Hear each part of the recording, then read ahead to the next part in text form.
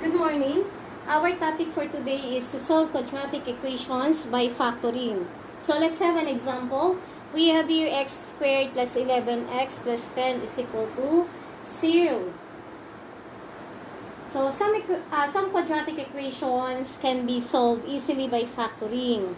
To solve such quadratic equations, the following procedure can be followed. Number 1. Transform the quadratic equation into standard form if necessary. So, in our example, okay, if necessary, sabi dun sa procedure. But in our example, this is already in the form of x squared plus bx plus c is equal to 0. So, hindi na natin siya itatransform kasi nakaporma na siya. Next.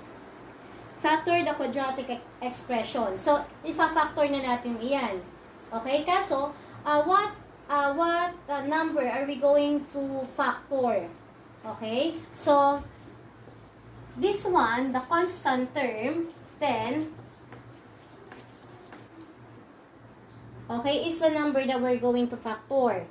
So, 10. Ano ba yung factor ng 10? We have here 1 times 10 and 2 times 5. So, 1 times 10 is 10. 2 times 5 is 5. So, next thing to look at is the plus sign. This one. Okay? So, bakit iyon? Kasi, dito sa dalawang factor mo, kukuha ka dyan na kapag pinag-plus mo daw sila, 11 ang sagot. Okay? So, alin dyan, ang kapag pinag-plus mo, ay 11 ang sagot. So, this one. So, 1 plus 10. So, 11 ang sagot. So, meaning to say, your factor, use the variable x is 1 and 10. So, pwede mo siyang ilagay kahit saan mo gusto. Okay? So, next thing to do is i-determine natin what are the signs na ilalagay natin sa gitna. Okay? Now, ang una na natin ngayon titingnan is the sign doon sa dulo. Positive to. Okay? So, remember, kapag ito ay positive, meaning to say our sign is the same. We are having two same signs. It's either positive, positive, or negative, negative. So, tandaan na kapag ang hulihan mo, we have two signs eh. Okay? Kapag ang hulihan mo ay positive, ang ating magiging sagot ay it's either positive, positive, or negative, negative. So, magkaparehas na sign. Kaso, ano ang gagamitin natin? Positive, positive, or negative, negative? Okay. So, saan naman tayo ngayon titingin kung ano ang gagamitin natin sa dalawa? Okay, doon naman sa unang sign. So, ibig sabihin, these two sign ay nakakonekta kung ano ang ilalagay nating sign dun sa dalawang factor natin. Okay? So, since positive ang unahan, ibig sabihin, ang gagamitin natin ay positive, positive. Okay, what happened if your sign here becomes negative, naging negative? So, your sign is negative, positive. So, remember, kapag ang nasa dulo mong sign ay positive, you will having the same sign in your factor. Okay? So, kaso, anong magiging sign mo? It's either positive, positive, or negative, negative. Depende kung ano yung nasa unahan mo. So, since ang nasa unahan mo daw ay negative, so your answer okay, what will happen if the sign here becomes negative? So, naging negative siya. Tapos yung unahan mo, it's either positive or negative. So, we will be having two different signs. Tapos mamaya, explain ko kung papaano. Okay? But let's go on now to our example. We have here x plus 1 and x plus 10 is equal to 0. Then, we equal it to 0. So, with this equation, we will be having two different solutions. So, since this is positive, we will use the subtraction property of equality. So, we will be having x plus 1 minus 1 is equal to 0. Minus 1. Okay, then cancel this. So, you will be having x is equal to negative 1. Yung iba, they use additive inverse. Mas madali, hindi na nila ipinapakita ito Okay, so we have your x plus 1 is equal to 0. Then, additive inverse kaagad si positive 1. So, your x is equal to negative 1. This one, use again the subtraction property of equality. So, plus 10 minus 10 is equal to 0 minus 10. So, cancel. So, your x is equal to negative 10. O, yung iba nga, papakita ko lang, yung iba kasi nagsho-shortcut. Diretso na. So, x plus 10 is equal to 0. Then, additive inverse, we have here x is equal to negative 10. Okay? Pero, mas prepared natin na gamitin natin yung property of equality para hindi natin malimutan.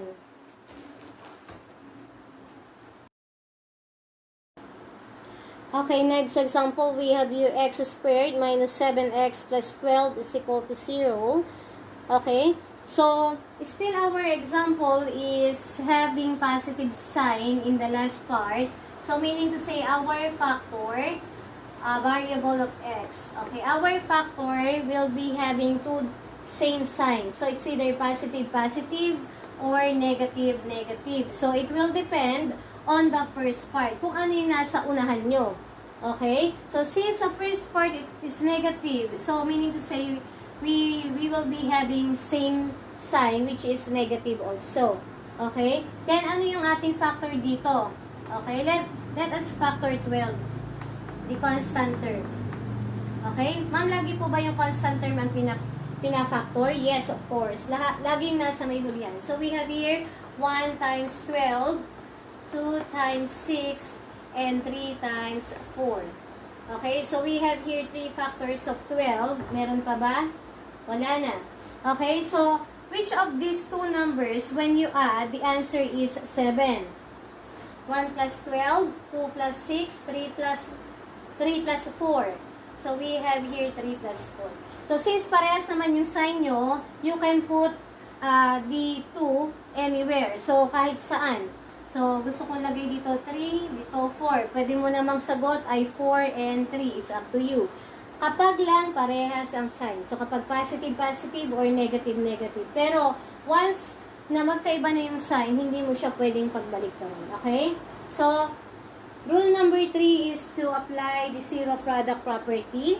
So, we have here x minus 3 is equal to 0 and x minus 4 equal to 0. Okay, so let's do the what method? Is it addition or subtraction? So when you see subtraction here, okay, so you will apply the addition property of equality. So we have here x minus 3 plus 3 equals 0 plus 3. So you add plus 3 both sides. Okay? Cancel. So your x will become positive 3. Next. X minus 4, use the addition property, plus 4 equals 0 plus 4. So, put positive 4 both sides, then cancel. So, your x will become 0 plus 4 is 4. So, meaning to say, your two solution using factoring is x is equal to 3 and x is equal to 4. Okay, another example we have here, x squared plus 2x minus 15 is equal to 0. Now, if you notice that the last part of our sign is negative, this one. So, meaning to say, kapag negative ang ating sign sa hulihan, our factor will be having two different sign. Okay? So, it's either positive, negative, or negative, positive. Okay? Ngayon, let's determine the two numbers here. Okay, let us factor 15.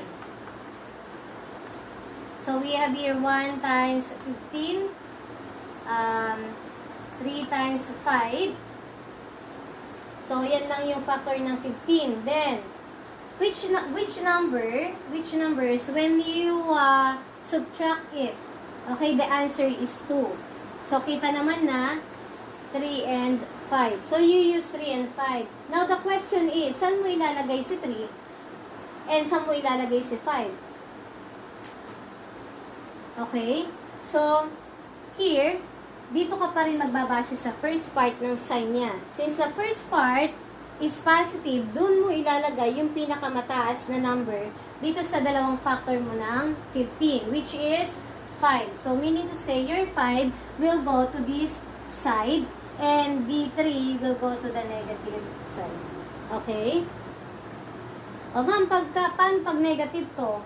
So, sa negative mo ilalagay yung pinakamataas na number. Okay? So, rule number 3 is apply the zero product property. So, we have here x plus 5 is equal to 0. Then, x minus 3 is equal to 0. Okay? Then, since this is positive, you will use the subtraction property of equality. You will, okay.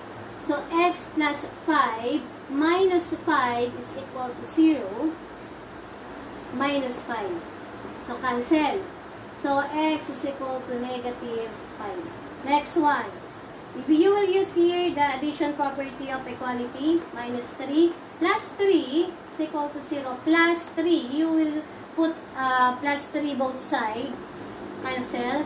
So, x is equal to positive 3. So, your roots are negative 5 and positive 3. This example we have here is x squared minus 6x minus 7 is equal to 0. Now, by looking at its sign, the last part is negative. So, meaning to say, we will be having different sign. So, x minus, different sign. Okay? Now, let us factor 7. 7. So, we have here 1 times 7. So, medyo madali pala yung example ko kasi isa lang yung factor niya. Okay? Then, minus, kailangan kapag pinag-minus sila, okay, you will be having 6 for the answer. So, this is the numbers. Okay? So, saan natin ilalagay? Where do we put 1 and 7? So, you will depend in this sign. Okay, dun sa first part. Dahil lang first part natin negative, so meaning to say, dun mo ilalagay yung pinakamalaking number or the greater value, which is 7. So, dito si 7, dito si 1. Now, if you're going to question, ma'am, pwede pong, if you're going to ask, ma'am, pwede po ba magkabaliktad? Dito ko ilalagay si 1, dito ko ilalagay si 7. No, hindi pwede. That is why these two are very important. Nakabase sa una kung saan mo ilalagay yung pinakamalaking number mo or the greater value. Okay, dun sa two-factor mode ng constant term. Okay? So, let's equal it to 0.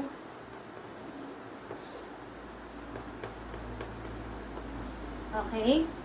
Then use the addition property of equality. X minus 7 plus 7 is equal to 0 plus 7. So, canceled out. So, your x is equal to 7. In this part, use the subtraction property of equality. Plus 1 minus 1 is equal to 0 minus 1.